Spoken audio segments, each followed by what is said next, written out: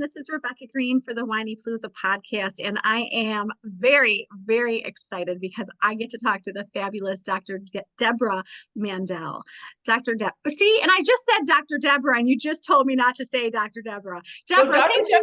Dr. Debra's good. No, you know how many times people call me Barbara Mandrell because that was a famous singer. So I'm like, Barbara Mandel. Anyway, You it get, doesn't you matter. get it. You get it all. Well, I am so excited to talk to you, and I can't thank you enough for doing this with me today. Thank you. I'm excited too. I'm going to tell you about this fantastic lady, and you're all going to love her. She is a nationally renowned psychologist with over 30 years of experience, and she brings her no nonsense yet compassionate approach to the forefront. As the author of 4 books, including the best selling Dump That Chump, oh, that sounds good. Dr. Debra has been featured on national television and radio shows as a relationship expert. Dr. Debra Mandel's latest book, Sassy and Rude, Her New Attitude, is a game changer. Dive into the shocking truths of mother-daughter dynamics with Dr. Debra. Well, we are going to talk a lot about mothers and daughters, and I know that all of my listeners are excited to learn about improving this relationship. And I would love to start with asking you, what inspired you to explore the complexities of the mother-daughter relationship? Okay, so I'm going to try to not be too long-winded because there's so much that went into the background of this Sure. book. But the funny story I have about it is that I wrote a proposal for this, which was called "Why Is She Such a Bitch?" Approximately Perfect. 14 years ago, and my agent could not sell it, so it's okay. Sometimes those things just go on the back burner. And this is when my daughter was quite a bit younger, so she was in her late teens. I guess, yeah, she would have been in late teens. Okay. I happened to be in the hospital for a paper cut gone rogue where my hand swelled up the size of a baseball mitt. And I'm lying there checking emails because I don't really have anything else to do. It's not like I'm incapacitated. I just simply have to be there on antibiotics, which I'm allergic to lots of them, yada, yada, yada. And I see this note from my agent who I haven't talked to in years. And she says, "Hey, you have any interest in selling that proposal?" I'm like, "Of course, why not?" And now I have so much more to add to it because it's been so many years. Yeah. But the truth is why did I write that book? I wrote this book because I had a really strained relationship with my own mom. My parents were immigrants. My dad was a Holocaust survivor. My mom was part of the whole, she was from Estonia, and then there was Russia, and then it was communism and this and that, and her family trying to get out, and just a big long story. So when my parents met 13 years apart in age, dad much older, they were not equipped to be parents, quite frankly. And my mom, she gave up a modeling career. She just wasn't in it, in the sense of, I want to be this loving, oozing mom. And I was that super uber sensitive little girl who needed an oozy mom. So my mom was, pick it up by your bootstraps. There's no complaining. You put a glass down, you don't pick it up, it's gone, you're now punished. I mean, it was just a tough kind of go, but this is what she was best.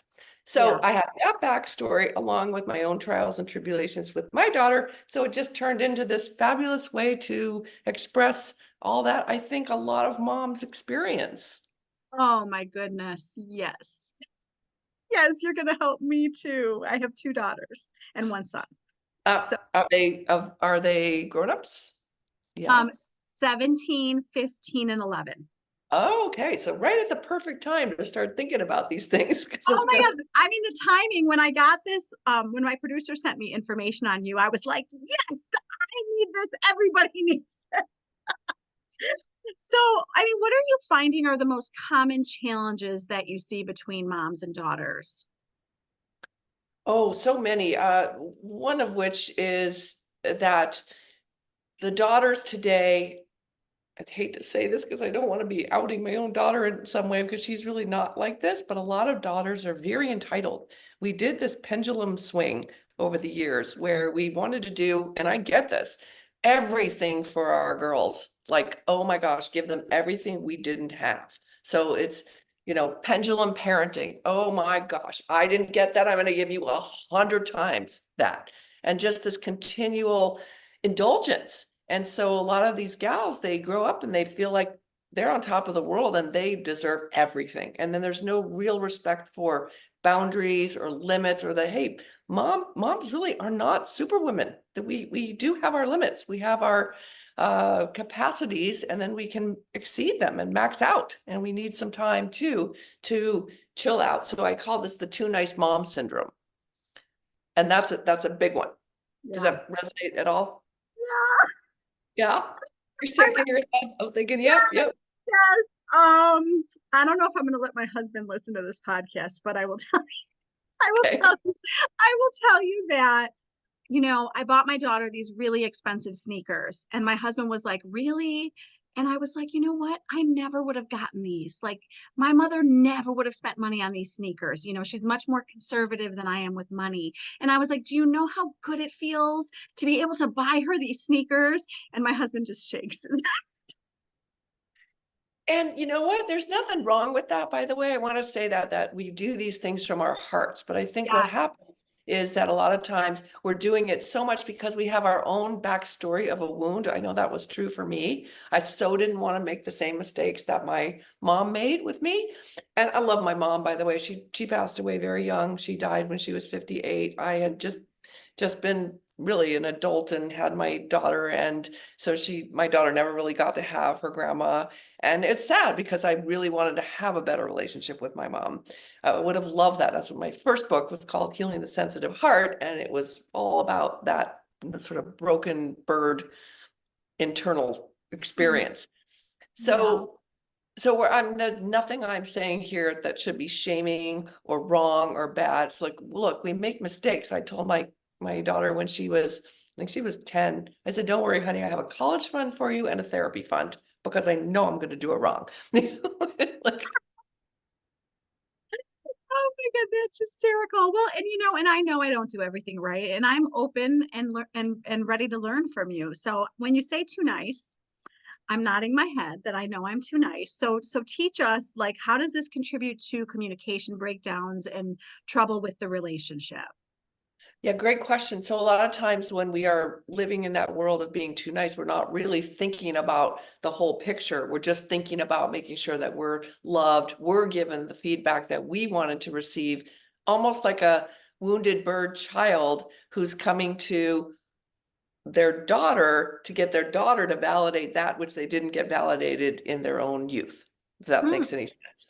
So we have to be really careful of that. So what we're looking out for is things like I in the book I talk about, friendly Frida, woo Wilma, the kinds of moms we can relate to who have these characteristics, where a perfectionistic Pia, these clients that I've worked with over the Hmm. years, where we have these characteristic styles that are in an attempt to do it right. I wish people could see, maybe some can, quote unquote, Yeah. do it right, Yeah. but there is no real right. So the guidebook here is about learning to trust, learning to be self-compassionate, learning to take a deep breath, learning to self-regulate in a way that you're not looking toward your daughter to be your healer. Oh my God, 100%. I mean, as you're talking, I'm thinking about the fact that as mothers, and please correct me if I'm wrong, we don't want to go to our daughters to get our needs met.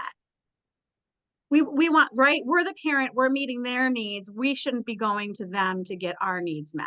Does that make sense? That's correct in theory, but does it happen in reality? Because the truth is, if we're wounded in Yeah. some way, Yeah. then our wounds are going to take us. So part of the process in the book is really about learning to understand one's own wound. So I do direct moms to go through a very deep inventory of their own experience of what they didn't feel like they got met from childhood. And by the way, again, not a blaming process, not a shaming process, but a self-exploratory process that we're really learning how to dive in to something with curiosity, kind of like a detective that says, wow, this is a cool case. Let me get invested in this, instead of, oh, I'm going to dig deep and I'm going to find so much dirt and I'm going to be upset, angry, and hurt. Yeah. Well, and you may be like me, where I would say, some people will say they had a really challenging childhood and they can identify their wounds easily. And they may say I had a really good childhood, but I don't know that any of us escape childhood without some wounds. 100%. And I don't think it's about deciding whether we had a good or bad childhood. I think it's Hmm. about uncovering what was, like being in Yes. real sense of, hey, this hurt me, this helped me. This hurt me, Yes. this helped me. When I first went into therapy as a budding psychologist as part of the requirement, I actually asked my parents when I was 15, could I go to therapy? And they said, why? Are you crazy? I said, yes, let me go to therapy. They're like, no. Okay. Because I think they felt like they would be exposed in a way that probably would hurt them to some degree. Um, And I really wanted to go because I wanted to learn about myself. Part of why I got into this field was because I knew I could get to therapy. My dad would help me pay for it because he really supported my education. So it was a that's that whole is very religion. interesting. That's so Yeah. interesting. Yeah. But Yeah. I learned that I could sit there and be a victim and Yeah. point fingers and say, oh, you didn't do this for me, you didn't do that for me. And I really tried to understand the capacity to be a thriver. And being a thriver is to embrace that which we endured, not as a survivor, but literally take that and turn chicken shit into chicken salad, like make it work for you. Yeah. So yeah, my parents were not so great at certain things. My mom, she had a really rough go herself. She was not nurtured. When I really could put her into a context, I Yeah. could see that my mom was such a wounded bird herself. She was doing the best she could. And then there was so much love and forgiveness and compassion in my heart to say, all right, she really tried. And I hope, because you asked me a little bit earlier before we started rolling here about, can we talk about daughters and what they can do for their moms too? Oh my gosh, it's such a precious gift that a daughter can do for her mom is to put her mom in a context. Okay, it doesn't give moms license to abuse or mistreat or do anything of the sort. But sometimes we kind of we're quirky and we fail because we don't have a better way. So step up yourself, step up and say, hey, mom, if you really want to get me, do it this way. Yes. Yes. I was just listening to a podcast and laughing because the woman was complaining about her mother. Her and her friend said to her, yeah, but you're like an adult now. Like, step it up. Like, take care of yourself. Like, it's enough blaming your mother. Yes, yes. But historically, don't we want to do that, right? That's what the whole Freudian concept was. You We want know, to blame everybody for something that happened instead of understand it. How about we just be right. compassionate? Hmm. Yes. Yes. Oh, I love that. So tell us what you think some common misconceptions are about repairing strained mother-daughter relationships. Well, I think that people want to believe it's going to be a totally one-sided approach. Mm, And I'm definitely of the Oprah camp, if you will, that you bring the mom on, the mom does the healing first, you start the process. But for it to really get better, it's going to require both to do the hard work. I've worked with a lot of mother-daughter duos, and they both have to get in there down and dirty and get with whatever it is that their pain is about and heal it. mm, So if yeah. we think about this as a one-sided approach, like mom's going to somehow magically repair everything that's occurred for you, it's not going to happen. So it takes a lot of forgiveness, willingness to try, willingness to do something different. And I want to say probably one of the most important parts of my book is understanding where you have control and where you don't. Because we do not have control over another human being. We do our best to take care of and uh, corral our little ones. But as we all get older and we become adults, we cannot control other people.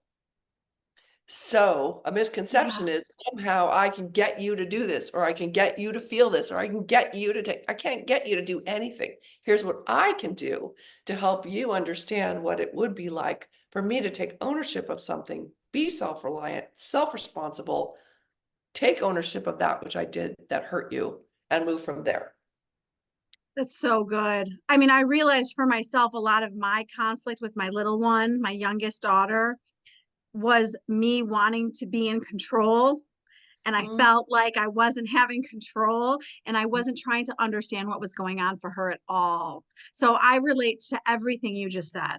Oh, that's great. So what you discovered then, it's really the difference is about boundaries versus control. You have the right as a mom of taking care of a child who is still under your roof.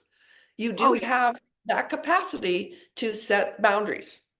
Can you 100%. ever control her thoughts or her feelings or her reactions to things? No. And that's where we get stuck, is that we want our loved ones to understand us in a way that we sometimes forget that we can't make that happen. We can just encourage it. I do talk about the difference between manipulation versus influence in the book. So Oh, accept that. Manipulation is something that is dangerous when we act upon it in a way that is harmful, but all of us manipulate. It's one of the dirtiest words on the planet is, oh, you're a manipulator, but all of us manipulate because it's part of survival. But it's to what degree and when does it become dangerous? So I do talk about that too. can you give us an example of a dangerous manipulation? A dangerous manipulation is that which we read about and hear about with sociopaths. It's Mm, literally talking to somebody in a way that you are doing in your own mind control over them. You are literally doing your best effort to get that person to become what you want them to be, and you're selling them a bag of garbage in order to get there. So that's a conscious, choiceful, destructive manipulation. But the concept interesting. of how many times do we manipulate when we tell somebody, I don't really not going to go to the party because I don't feel well. When you feel just fine and you just don't really want to go to the party. Like just like Just be honest. just be honest. But most people feel like that's dangerous to be that Yeah. kind of Yeah. danger, to be that level of candidness, when in fact we can do it in a way that's very kind. And that's a really important component of what I'm trying to teach people in this book, and learning myself along the way, by the way. I like being a little bit of a teacher, but also showing that I am a student every step of the process. I relate to that a lot. And there's lots of mother-daughter conflict. I mean, through all of your work on this, that mothers and daughters can have some major conflicts. Mhm. What can we do as their mothers to reduce the conflict? Great question. Also, try to get out of the power struggle component, right? A lot of times we want to be right, and being right doesn't get us anywhere but being Mhm. wrong. So the best methods that I suggest are understanding. So be empathetic toward the experience that's occurring in the moment. It's kind of like if you have a 3-year-old that falls down and scrapes his knee, and he says, "Oh, mommy, it's bleeding." And you say, "Oh, it's not that bad. Let's just put a band-aid on it." Okay, that's not bad advice. But how about, "Oh, yes, it is bleeding, sweetie, and that scares you a little bit. Now we'll put a band-aid on it. We're going to fix it. And it's going to get better." So we just go back to that initial experience of what it feels good in our own hearts, which is usually that we are acknowledged, appreciated, understood in some way. So we go there first. So you get out of the conflict by saying, "Honey, I know you think that I'm being a friggin' bitch. I get that. And I'm your mom, and I don't want you to perceive me that way because I don't like it and you don't like it. And I need to set certain boundaries for you because I want you to grow up and be safe. I love you." So it's kind of like the whole circle. You're doing the whole circle dance. Well, and I think that what mothers would probably relate to when I say this is sometimes I succeed and that whole thing that you just described goes well. And sometimes I lose my cool and the battle continues. Yes. And so what do we do then? We can break it at any part of the process, right? Anytime. Okay, so like to look at this as we have harmony, disharmony, and repair. So if you look at conflicts in that way, first we're harmonious, we're doing great. You and I are talking right now, we're smiling, we're laughing, we're having fun. Maybe I'm going to say something that hurts your feelings. I don't know. That would be disharmony. Then you would tell me, "Dr. Deborah, that hurt my feelings. That was unkind. I didn't like that, or it felt like you were shaming me," or whatever your experience is. Now I have an opportunity to either blame you and shame you and attack you, or I get to say, "Oh, honey, I'm so sorry. I didn't mean to do that. My intentions were pure, but let me see if I can understand how you got there. So that's what we're trying to do with our kids. And when they get older, because they have more of a voice, because we can't really have as much influence over them as when they're under our roof. Oh, that's a whole other topic too in the book about those who launched and then came back because they had been on their own. I have lots of stories about that as Oh well. boy. So it's a tough call, but what we're trying to do is always stay in that healing process, that process of repair, because we're gonna have disharmony no matter what. How quickly can we get back in to that process of repair, which is the most important component that we can bring to the mix? And our daughters may not always be that friendly and kind to that process, because sometimes they're the ones who want to stay angry Yes. and Yes. can be punishing. Well, and it's such good advice because I think that what we don't realize is that when we do lose our cool, we can gain it back and repair at any moment in the conflict. Maybe you could give me an example of what you mean when you say, well, switch the roles here for a second, Yes. is when you say you lose your cool, does that mean that you yelled, you called names? Oh How, my gosh. I mean, what I want to call her. remember, the original title of the book is Why Is She Such a Bitch? This is what the moms want to say. I mean, it's going to relate to my next question about teenage development. Norm, some of it, okay, so the whole developmental appropriateness and what's appropriate and what's because they're a teenager and what's because of, I have to have boundaries to how she's allowed to talk to me. And I also understand she's going through puberty and has major hormone meltdowns. But anyways, so in an argument, if she gets sassy and rude with me, there is times where I am super successful and I know in my brain, I'm like, you know what? She didn't get enough sleep. She's really tired. Just end the conversation, give her space, go downstairs. She'll regroup, she'll come downstairs. Hopefully it'll go better. Like that's something that might go well. In a way where it doesn't go well is she's sassy and rude and then I get pissed and I wouldn't say that I'm yelling, but I'm really angry with how she's talking to me. So then my anger escalates with her and I make fire and fire me. Mhm. So the fire gets bigger. So if I can cool my flame, it goes really well. I'm not going to tell you I do that every time. Of course not. Do you think any of us does? Anybody who says they do, I don't believe. No, we can't. But what you're highlighting, which is so critical in understanding how we do a repair process, is in the first scenario, you're self-regulating. You're not getting engaged, and you actually are doing a wonderful job, which is kind of Maslow's hierarchy of needs. You got to go to baseline first. Is there enough sleep? Especially with her. Yes. Did she Right? eat? Did she drink? Did she sleep? Yes, checklist, check, check, check, check, check, because so many of us fail in that department. And what we role model to our gals is sometimes not that great. Mom's Right. too busy, didn't have time for this, didn't have, so we're not really teaching that process, which is so critical to self-regulation.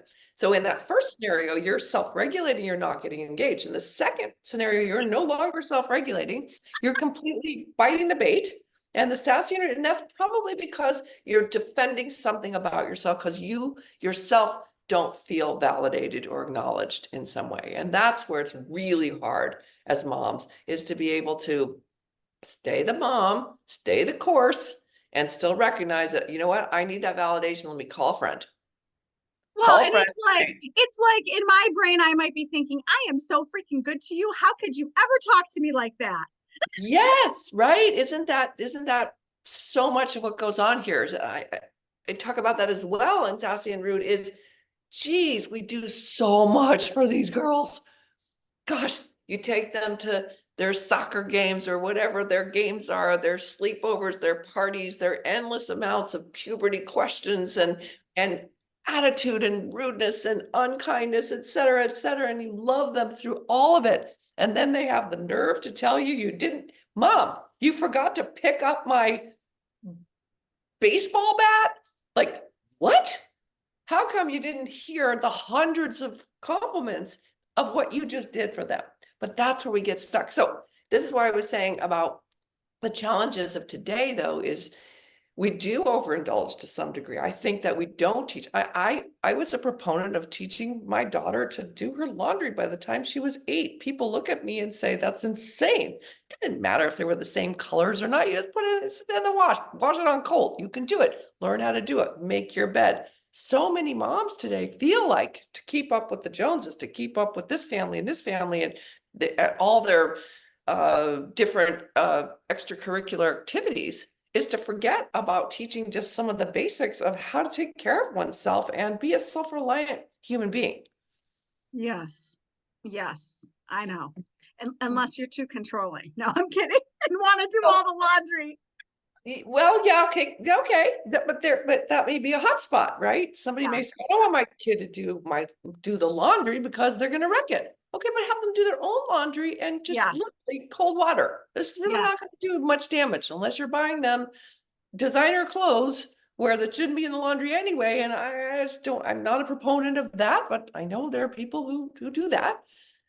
So I do not want to get on that track. I think it's a little bit of a dangerous one, but I mean, there are a lot of things that we are giving kids today that are not, I don't think, teaching them the values of love and cherishing people and relationships, and instead it becomes sometimes about things. And that's where a lot of conflicts stem from in these mothers and daughters that I see. It's like, well, but what about me? Like this entitlement kind of thing. And it's like, well, hold on here. Where's this core value that we really want to have, which is about love and kindness? I think that's my opinion. No, that's really good advice. And I know that you touched on such an important topic of self-regulation.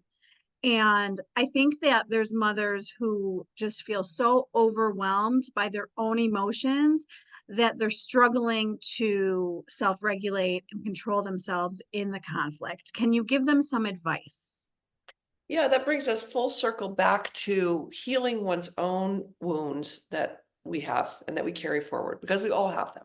So if the idea was that your own mom or your dad or stepmoms or stepdads, anybody in the mix who was a caregiver for you, hurt you, mistreated you, didn't acknowledge you, didn't appreciate you, and that's what you're carrying forward, and you need to find a way to bring that compassion to yourself, to be able to really give that love to yourself. That's like so important, because when we can do that self-compassion, we have the opportunity to share that in abundance with others. But if we don't have that for ourselves and we're still in our own shame, blame, guilt mode, feeling hurt or being defensive, then it's going to be really hard to just stay in the present moment with whatever is in front of you. And trust me, this is a life journey. This is not something I'm talking from myself to say, like, I got this down, I've got this wired. No, I don't. I'm still trying, still challenging. And there's things that you get faced with that you don't necessarily want to deal with. Your child can grow up and have a difficult relationship with somebody, and you want to help them and you want to rescue them, or a child who has disabilities of some sort, and again, you want to be there, and maybe it's just there's a lot of challenges that we can face that test our values, that test our abilities to be present. So it's a journey. It's a life journey. Oh, that's such good advice. I'm listening to everything you're saying and absorbing it. So you've worked with a lot of mothers and daughters. Is there a certain maybe success story that jumps out to you that you can share with us of someone who improved their relationship? I want to pat myself on the back and say I have lots of them, but I'm not going to pat Yay! myself so much as I could pat all of us on the back, because it is a process and it is a collaborative effort. So some of the women that I have worked with in the adult, the mother-daughter adult duo, have been amazing, amazing. So one that comes to mind is, I love this one. So I have to be really careful because I'm bound to confidentiality and Sure. anonymity. That, and in the book I disguise everything so nobody can tell who's who and what's what. But I'm going to give you the best of the realness here that I can. This mom who basically had a daughter who had to come back to live at home. And this was a divorced mom, and the mom and daughter had a lot of conflict because the daughter came home and felt like she didn't have to really collaborate with her mom at all about now living back in the home, which now as an adult, she was responsible for many things, but she regressed, which is what's very common for gals who come back and boys and guys who come back is that, okay, I'm back in child role and mom wants to get back into mom role, which can be very dangerous because it's not what's so anymore. Now that once somebody's an adult. So anyway, in this mother-daughter situation, we had to teach. I had to do with them what I would do with anybody in this situation. Is like, hello. I had to help the daughter understand you don't get that entitlement. You're back in mom's house. Mom's paying the bills. And mom had to learn how to not infantilize her daughter, not take her daughter back to being a teenager where she was fully in charge. And so they had a lot of struggles between the two of them about fighting that role because they both wanted to collapse back into what was typical and standard. And so it took a lot of communication, a lot of tears, a lot of crying, a lot of upset, a lot of attacking for a little while, which wasn't helpful, but necessary to some degree.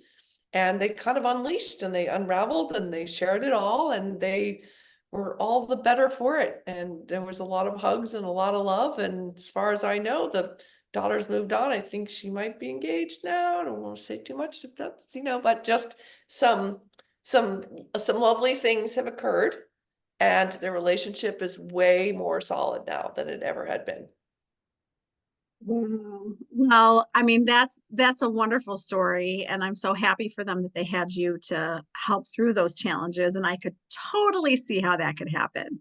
I mean, that makes total sense. You just fall back into old patterns and old roles.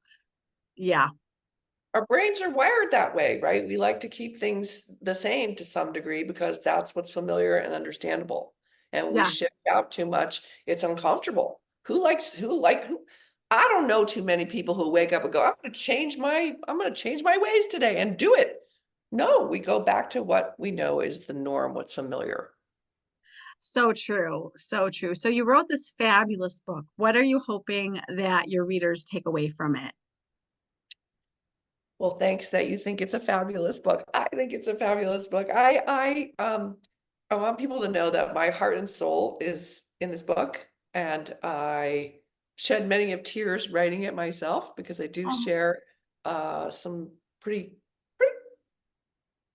pretty specific details about my own childhood and what that was like. But they were good tears. They were tears of love and joy and healing. So that was beautiful. So I hope that readers will learn from it, take good lessons from it, share it with other people, chuckle. I want people to chuckle now and again. I have what I call the sugar and spice exercise. So pretty much in every chapter, there's a sugar and spice exercise that somebody can do. So it's practical at the same time that it's mending and healing and emotional, but I want it to also be something that feels like a journey. It's a healing tree, really, creating a healing tree for people that you can take this and with the understanding that there are times when it's just not going to be the right time, if you will. There are times when maybe there's just too much that has gone on with a child that's now grown. And I do have one story in there that's very specific about a woman whose daughter took the path of drugs and alcohol and crime and ended up basically killing herself. And it was tragic for her. And she was there the whole time wanting to be a part of it, wanting to do the healing. But at some point she had to learn that she had to let go. So there's every depth of story in there about people who, like it's a pretty easy fix versus those who where this may take a lifetime, if ever, but that's still then the growth in the book that I hope shines through is that there's so much we can do with our own selves because that's where we have control. That's where we have some power is power. I don't like that word so much, but that's where we have our responsibility, our self-regulation is to be able to settle in with what we can do and what we can't do. and be at peace with that. So when we can make peace with that and do all that we can, I'm not ever describing like laziness in this department. No, our daughters mean a lot to us, and nobody wants to just let that relationship go. So if it's in shambles and it needs repair, there's a lot of things you can do. Well, and I'm sitting here thinking about the mothers and daughters who aren't speaking right now. And as Mother's Day just came and went, and I became aware this particular Mother's Day that there were lots of sad people who had lost their mother, and there were lots of sad people who weren't talking to their mothers. Yeah. And mothers who weren't talking to their daughters. I heard those stories too. It was an interesting Mother's Day hearing some stories this year. So for someone who wants to reach out to a mom who wants to reach out to her daughter, or a daughter who wants to reach out to their mom and they're not speaking, any advice for them? Yeah, I think the first thing that comes to mind is, let's go with moms first. Mom calls daughter. Hey, sweetie, I know you haven't wanted to talk to me. I miss you. I love you. I really want to heal. Let's figure that out. You're making me want to cry. It was so simple and perfect. Well, it's where the heart is, right? So you go with the heart. And I would say probably now, if I think about it, the same for the daughter. Mom, I miss you. We haven't gotten along. Let's try to heal. Let's figure this out. So my takeaway from today, I mean, this was lovely and so informative, is that healing ourselves as mothers and our stuff is what makes us better mothers. Yes. Yes, ma'am. Agreed. Oh my God. Well, you're wonderful. You are so smart. And I just love all the advice you gave us today. Tell everybody where to find you and your books.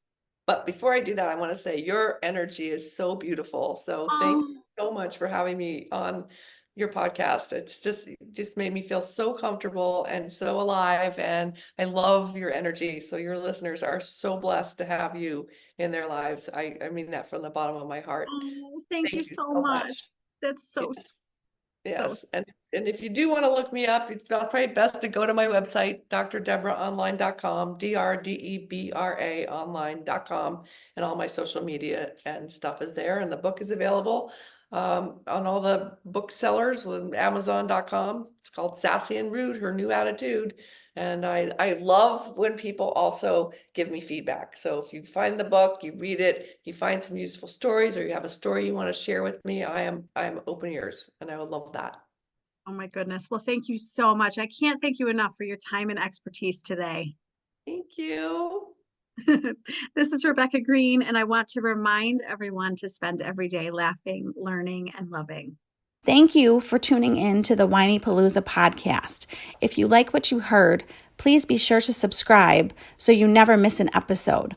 While you are there, leave a review. I love to hear your feedback. Thank you so much for listening. Until next time. This show has been produced by Market Domination, LLC.